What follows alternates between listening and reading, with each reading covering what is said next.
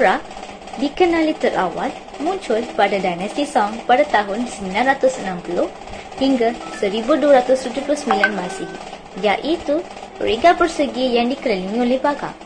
Dalam tempoh pertama Maharaja Kublai Khan dalam dinasti Yuan pada tahun 1279 hingga 1368 Masihi. Perubahan opera revolusi dan tempo yang telah diklasifikasikan sebagai usia emas opera klasik. Dalam abad yang ke-19 pula, opera dikuasai oleh bentuk yang dipanggil sebagai peking opera yang menampilkan kostum yang berwarna-warni, ekspresi muka dan percakapan dan nyanyian dalam dialek Mandarin. Penceritaan opera Cina kebiasaannya adalah berkisahkan kegagahan para pahlawan dan juga golongan bangsawan. Salah satu kisah yang telah diadaptasikan dalam bangsawan Melayu adalah Sampi Engtai. Kebanyakan kisah-kisah opera Cina adalah dari zaman dinasti Song Selatan. Antara cerita-cerita opera Cina yang popular adalah Tasik Biru dan Hangzhou. Selain itu, bentuk opera juga telah berkembang dengan menggunakan dialek yang berlainan mengikut kawasan seperti Shanghai, Guangzhou, Suzhou dan Suzhou.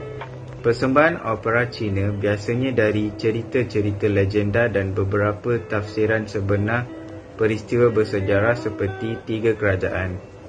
Ciri-ciri utama opera Cina adalah gabungan dari lagu dan tarian, kostum yang berwarna-warni, solekan, akrobat, badut, penglipur lara, gerakan, puisi dan seni mempertahankan diri. Pementasan persembahan opera lebih kepada pengkisahan kehidupan di dalam istana. Watak-watak yang selalu digunakan dalam opera adalah watak raja, putera dan puteri raja, jeneral, askar-askar, dayang-dayang dan pengasuh raja. Opera lebih terkenal dengan keunikan lagu-lagunya dan teknik vokal nyanyiannya. Penyanyi opera akan menyanyi bersama kumpulan muzik yang diiringi dengan alat muzik. Muzik merupakan salah satu aspek yang paling penting dalam tamadun Cina. Confucius menyatakan bahawa muzik adalah penting walaupun tidak menyatakan prinsip-prinsip asal-usulnya dan hubungannya dengan kehidupan manusia. Asal-usul muzik Cina boleh dikesan sejak zaman klasik lagi, kira-kira 3,000 tahun yang lalu. Ketika orang Eropah cuba mencari ketenangan dalam hidup, mereka menemukan Cina telah bermulanya teori muzik dan peralatan muzik yang canggih. Dua jenis muzik yang terdapat pada zaman imperial iaitu muzik rakyat dan muzik golongan atasan. Muzik rakyat muncul dengan sendirinya apabila golongan petani ingin berhibur beramai-ramai. Salah satu suasana yang mewujudkan muzik rakyat ialah semasa menanam padi. Muzik golongan atasan dicipta oleh golongan cerdik pandai dan kadang-kala diambil daripada muzik rakyat. Muzik atasan pula mempunyai istiadat ataupun juga dipanggil sebagai hua, yakni yang merupakan muzik golongan etnik. Salah satu etnik yang mengamalkan seni muzik ialah daripada kumpulan etnik orang Han yang membentuk kira-kira 92% daripada penduduk Cina. Muzik orang Han terdiri daripada muzik heterofonik di mana pemuzik memainkan versi satu baris melodi.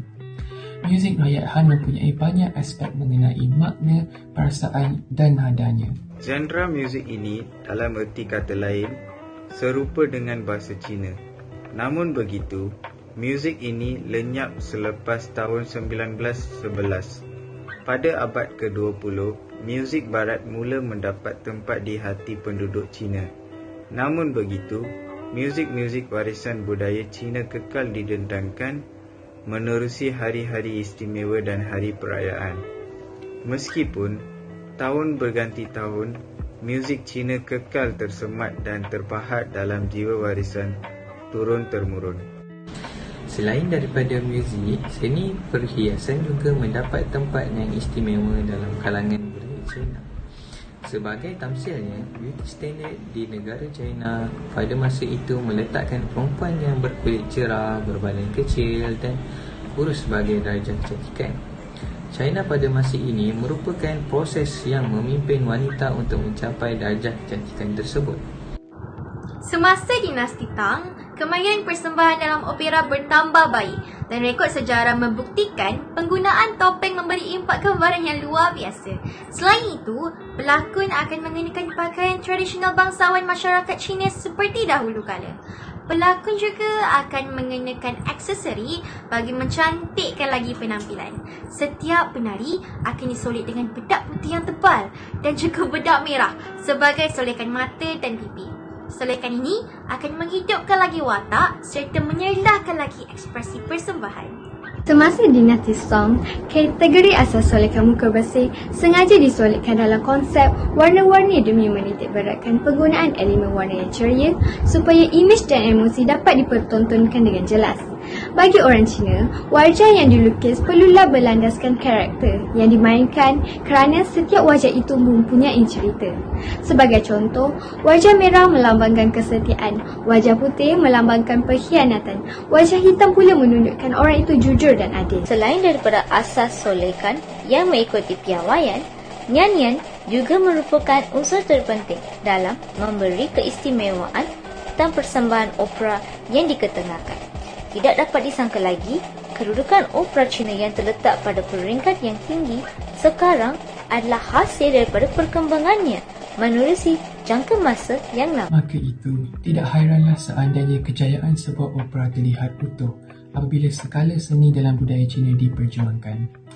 Susun kalau sebuah seni persembahan opera segalanya hasil daripada kombinasi seni muzik, seni perhiasan dan perkembangannya dari masa ke semasa. Hingga hari ini, seni opera diperluaskan lagi menerusi pelancongan dan kebudayaan seperti kelab, pendedahan dari subjek di peringkat sekolah dan sebagainya. Semoga seni opera ini tidak lekang di zaman dan kekal menjadi kebanggaan dan merupakan salah satu keunikan budaya di Malaysia.